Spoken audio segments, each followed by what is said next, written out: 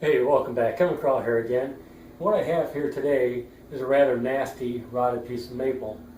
You can see there's some toxic shrooms growing off the sides of it. I'll probably end up hallucinating by the end of this video. Well, probably not, but you never know. But what I'm getting out of this rather nasty piece of wood is this wonderful spalting that's happening on the side of the log. Hopefully this log here will produce the same kind of spalting. We won't know until we get into it. So what I'm going to do is break down this log into as many usable pieces as I can get. I have a couple projects in mind, so hopefully you'll be seeing this intro a couple times at least. So you know the drill. Just sit back, relax, and enjoy the turning. Thanks again for watching.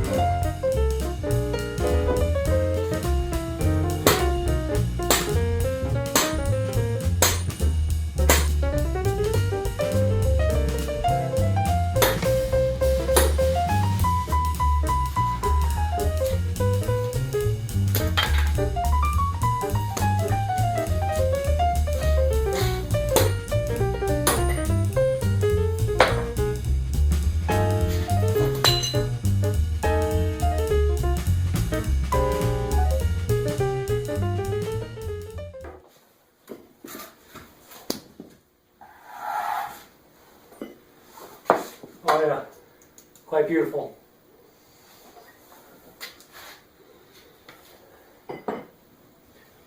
One project I want to do is a square plate. That'll be for this slab here. The other project will be a natural edge shell dish. I think this will work just fine.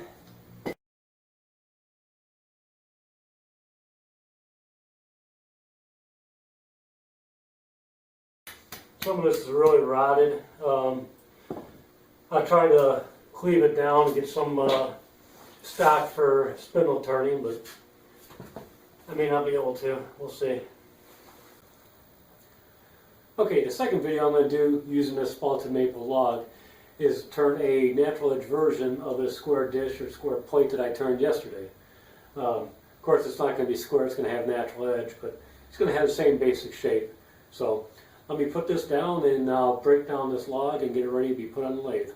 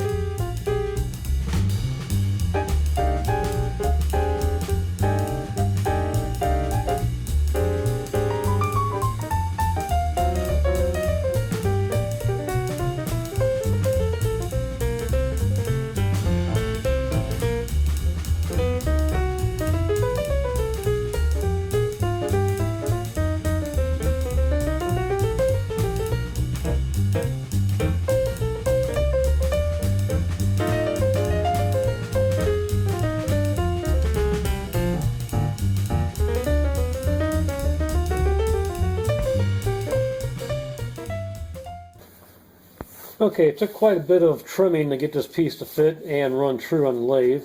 And I also had to remove the fan guard.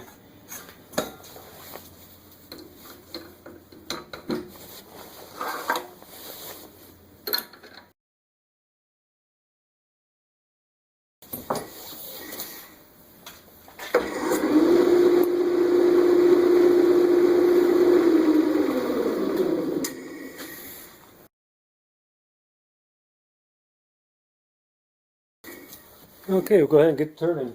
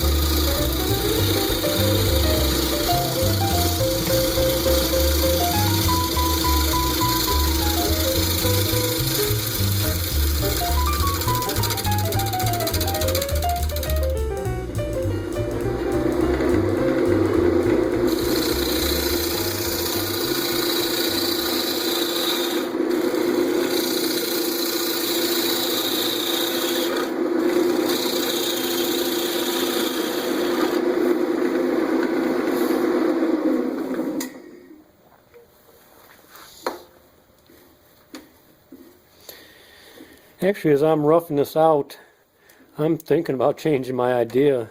This has a lot more spalting in it than I would have thought.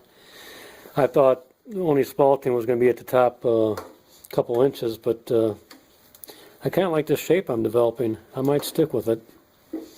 I have to get past that there.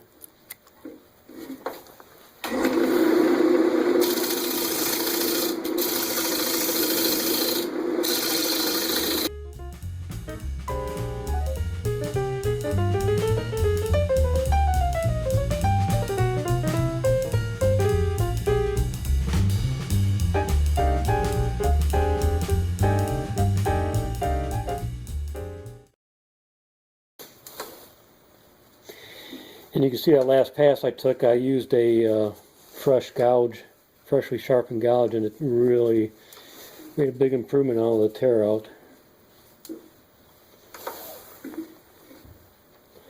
Yeah, I think I like the shape of that.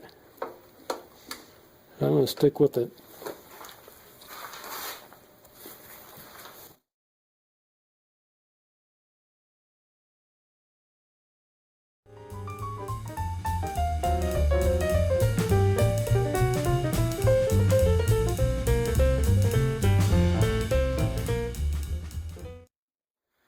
Okay, I think what I'm going to do, since I really like the way this is turning out, I'm going to go ahead and sand the outside of it now. If I reverse mounted it, it'd be a little bit out of balance and I'd end up losing some of the wood. I really love the way it looks right now, so I'm going to go ahead and sand it. Then when I do reverse mount it, all I have to do is turn the inside of a bowl. Since now we're making a bowl instead of a plate. That's the beauty of wood turning, you can always change your mind.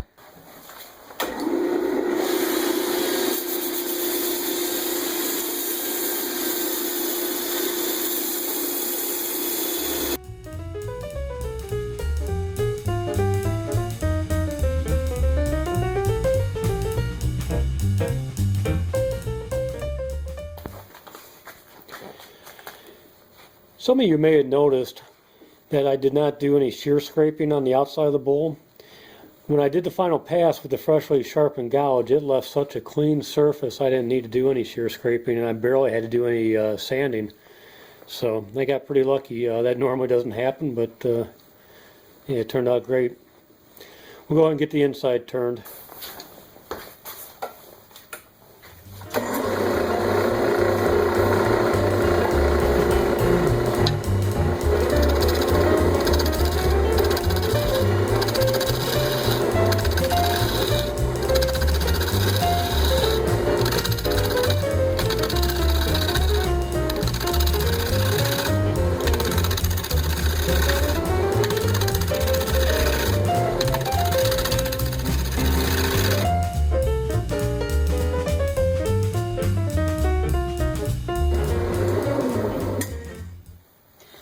Now this one I want to keep a pretty thick rim just for the effect of it.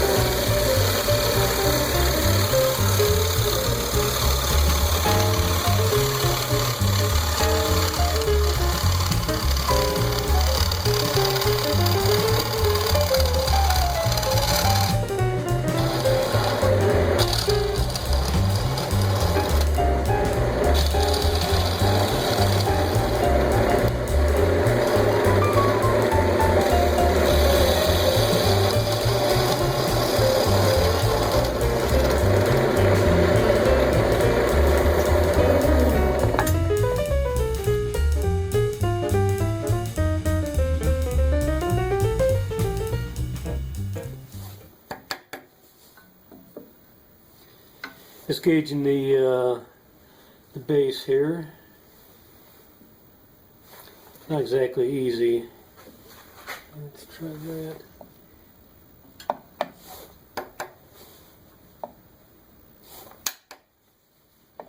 When you have an irregular shaped rim, it's really hard to get a measurement.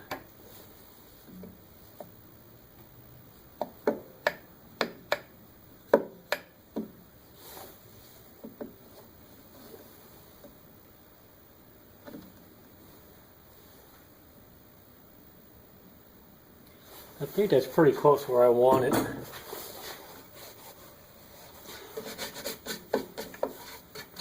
Go ahead and get it sanded up now.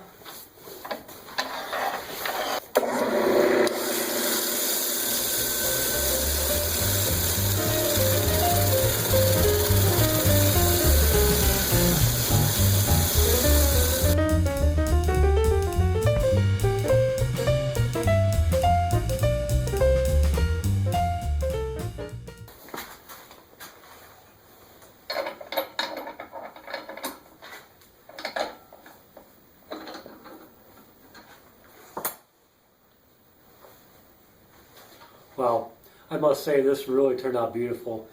I'm really glad I didn't do the shallow platter that I was originally thinking about doing. It would have been a shame to lose all the spalting in this.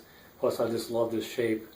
I have this tenon still on here. I'm either going to try to turn it away or I'll just cut it away. So I might be giving that a shot. But if not, I'll be posting some pictures at the end of the video when I get this thing finished for you. What I have here is just a simple jam chuck. I got a piece of log here, and then I have a piece of MDF I have in a circle, and I got some padding on there. Then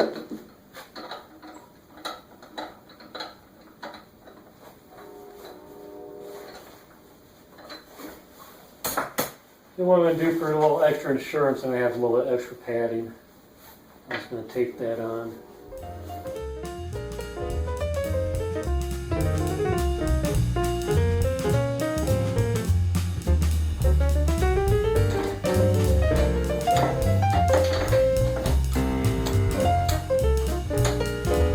Different center, that's too tall of a point.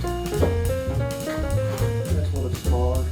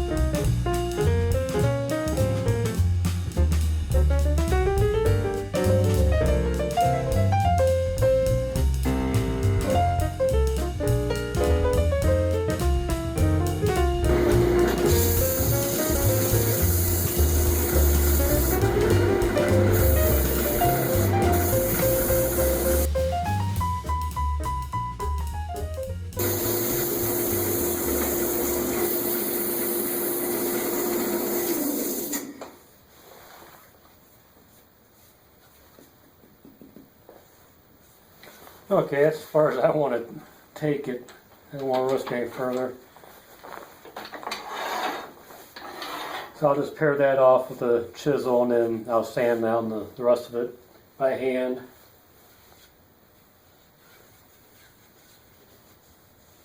Yeah, I didn't do any damage on the inside. That's good.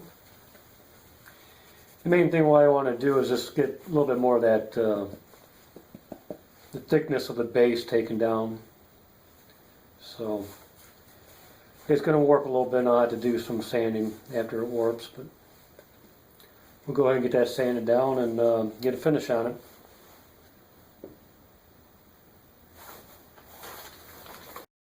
Alright, here's the completed piece. As usual, I applied my buff Danish oil finish to it. Now, anytime I'm doing a turning, I always have a game plan of what I'm going to turn. But sometimes you just got to step back and reevaluate your plan and look at the wood and see what it's given you. In this case, I'm glad I did. I was able to get an awesome looking vase out of it. So, I hope you liked it, and I hope you enjoyed watching my video. If so, hit that like button. And please subscribe to my YouTube channel. So until next time, thanks again for watching.